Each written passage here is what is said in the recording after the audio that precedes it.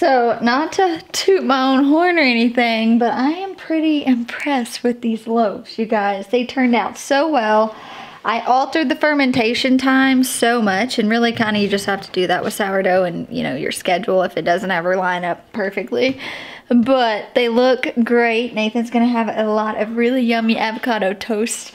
And then I bought everything to make that feta preserved for like some breakfast toast too. So feeling good about this, but I'm about to grab a basket, head outside, collect eggs, go down to the tunnel, check on some seedlings in the greenhouse. It's kind of overcast right now, so I'm trying to run out there real quick before it gets too hot and just gather some stuff, get ready to preserve some stuff late into the kitchen this afternoon. All right, I left my egg basket down in the pavilion. So let's go snag that, see if we have any eggs. We actually have a new shipment of chicks coming in from Murray McMurray. So we're good friends with Ginger there. And man, she's a gem. She's just so sweet. And so Nathan hopped on a call with her and was like, you know what, Jill just really wants some beautiful layers. We have some egg layers that lay like blue, but really just kind of wanting some of those dark brown eggs, like copper morans. I really like the true white and greens, some of those olive Easter eggers. So she said, you know what, do you trust me? We said, yeah. And so she just picked us out some, and they will be shipping to us pretty soon. So we are super excited about that. We are trying to get the chicken coop clean. We have a lot of things that we are trying to get done and prepare for all of that. We won't actually probably put the chicks out there yet. We'll have them in kind of a brooder situation, and then more than likely they'll move out when they get bigger, because we still have that rooster, you guys. If y'all love me at all, you will leave some comments for Nathan and tell him it's about time he does something with that rooster. I literally risk my life every time. Every time I go into the chicken coop, it's a calculated risk that I usually always know I'm gonna lose, but oh well.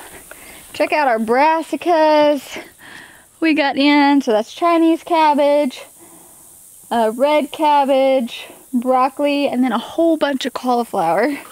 So that's fun. I'm gonna come back out here hopefully before the rain and harvest some basil. Nate has requested that I make some pesto. We make a lot of like pesto pizzas, and so he asked if I would take some of that and make it. I think I'm gonna do it and just freeze it. It's kind of what I've been researching, so I gotta add that to the list too. Back up, Lily. Hi, Simba.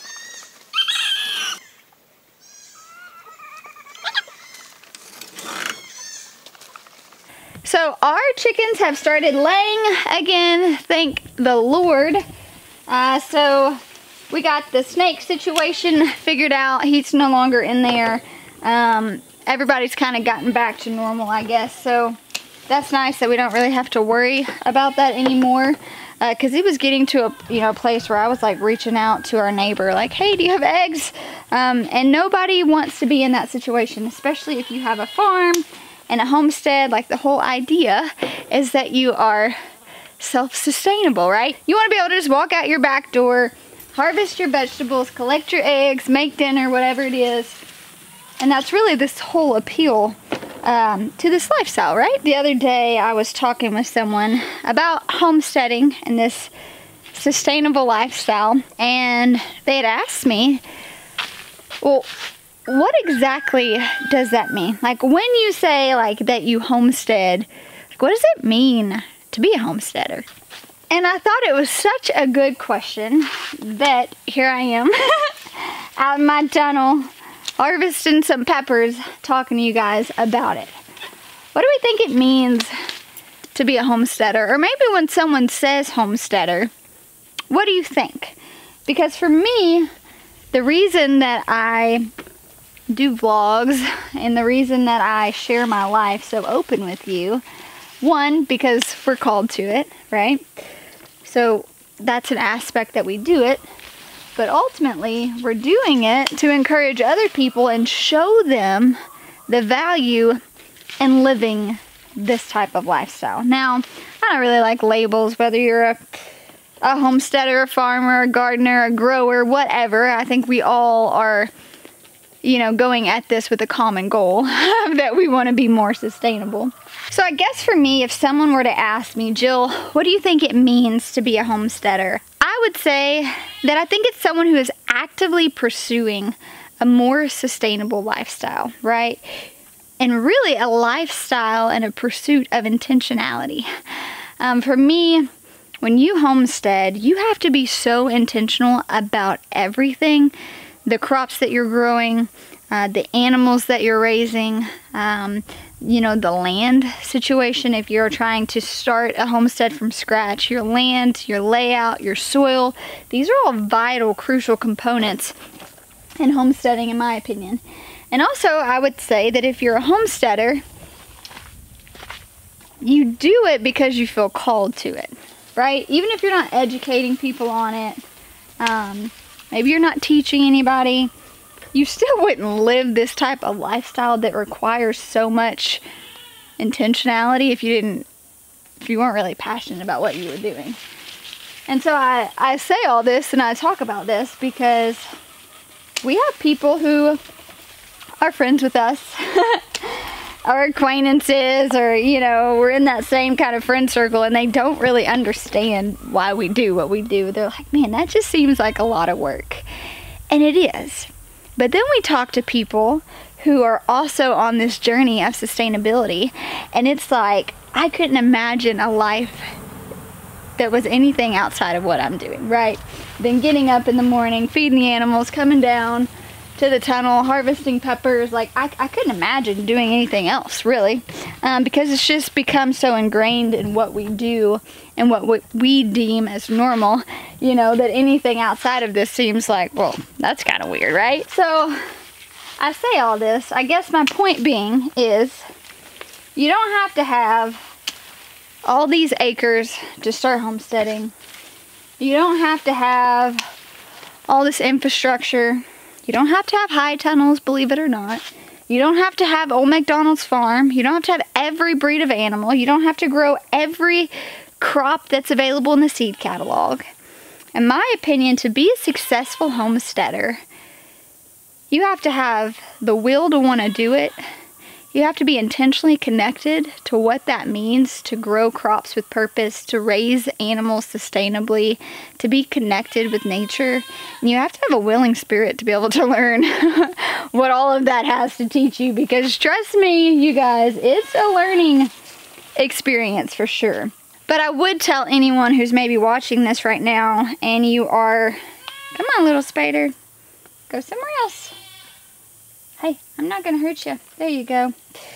So I would tell someone who's watching it right now, if you're not in that season where this is an attainable thing for you right now, but you're aiming for that, you're working towards, you're preparing, you're doing all the necessary steps, stay encouraged, because it really doesn't take much to be a homesteader. Now, granted, some homesteads, these people have worked for them for years, and they've worked on putting up infrastructure, and they've worked on figuring out, what heritage breeds they want on their farm, and they've done all these things, and so their homestead may seem, a bit more established, and you're gonna have that, right? Like, we bought our farm as a working, established farm and homestead, and so with that, there was not a whole lot we had to do in terms of getting ourselves prepared to come in here and be successful. We had some of those things already put in place.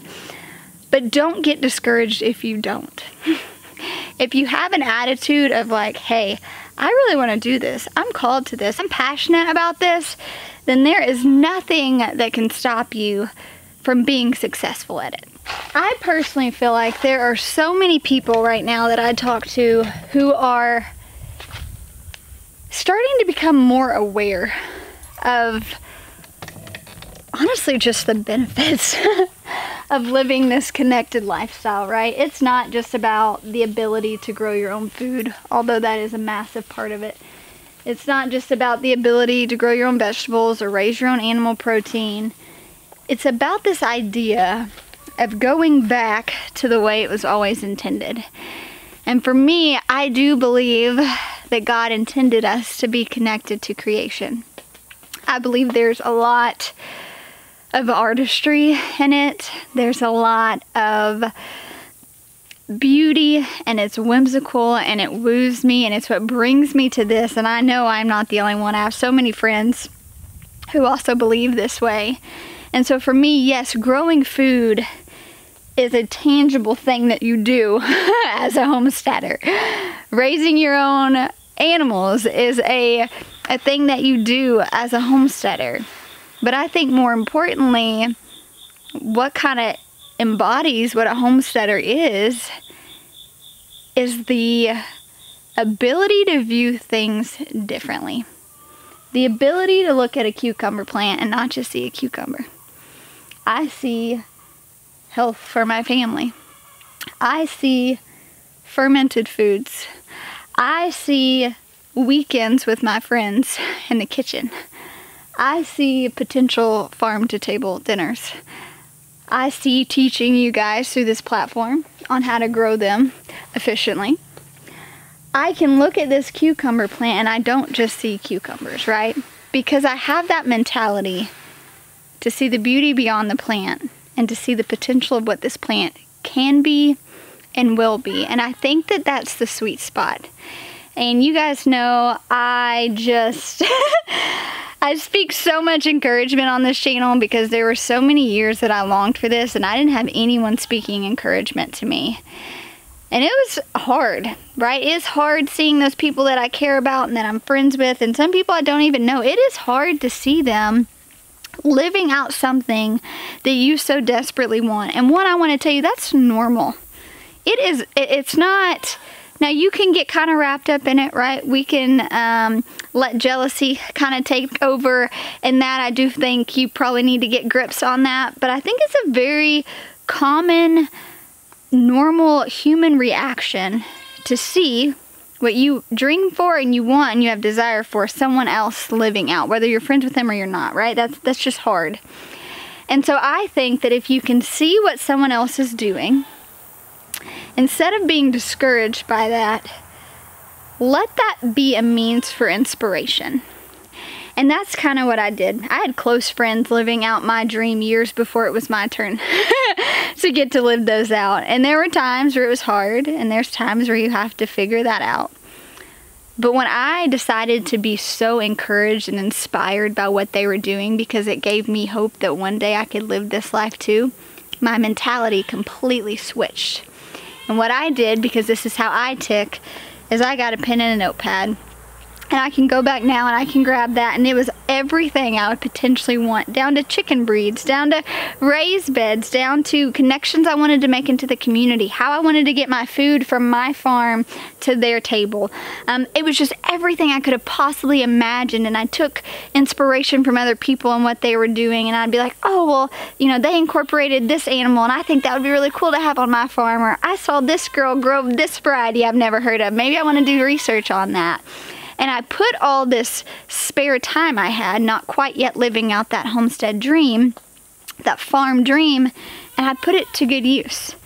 To when we did buy our first piece of land, that log cabin on an acre, I knew the chicken breeds I wanted. We had some small little humble raised beds, and I grew a lot of food in those. I sold to my first farm-to-table restaurant in that house, and that felt really, really good. And I just know sometimes you need someone that you know, and maybe sometimes someone that you don't know, to just say, you know what, I believe in you. You don't have to have it all to be able to start and do it. And I think that that's really the message I want to get across today, is you don't have to have high tunnels upon high tunnels or acres upon acres.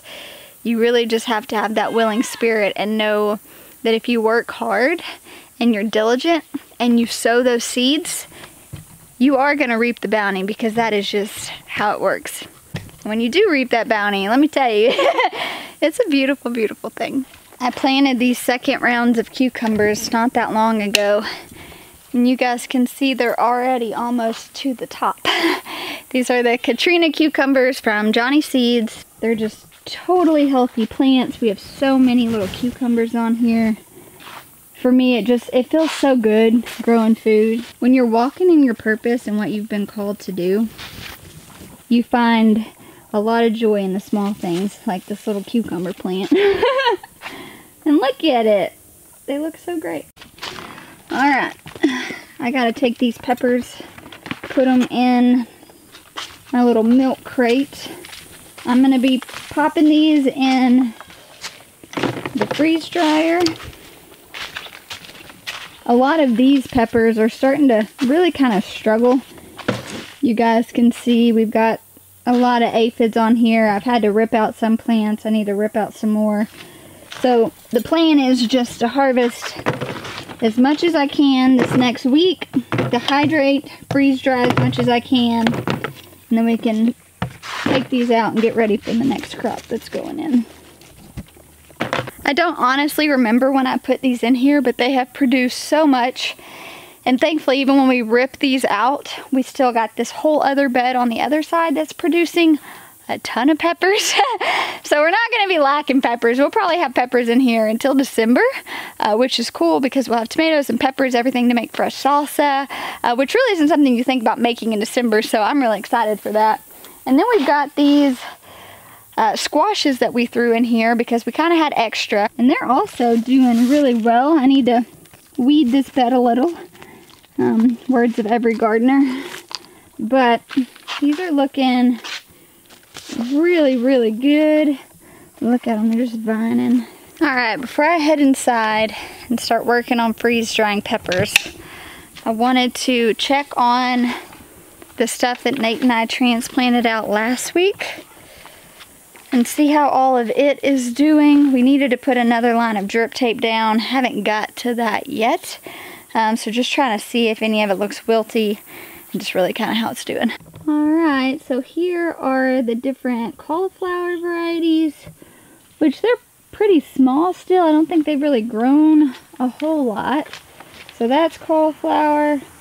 Looks like one of them died over there. Here's all of our kohlrabi, which is looking great. You can tell, you guys, the soil's so dry. So probably gonna turn the drip back on again and then definitely lay another line right there. So overall, not bad at all. Thank you guys for hanging out with me today. I hope you guys hear my heart and know that I'm rooting for you to stay encouraged in this. Anyone can be a homesteader. It's not this exclusive thing, right? It's not where I can have it and you can't.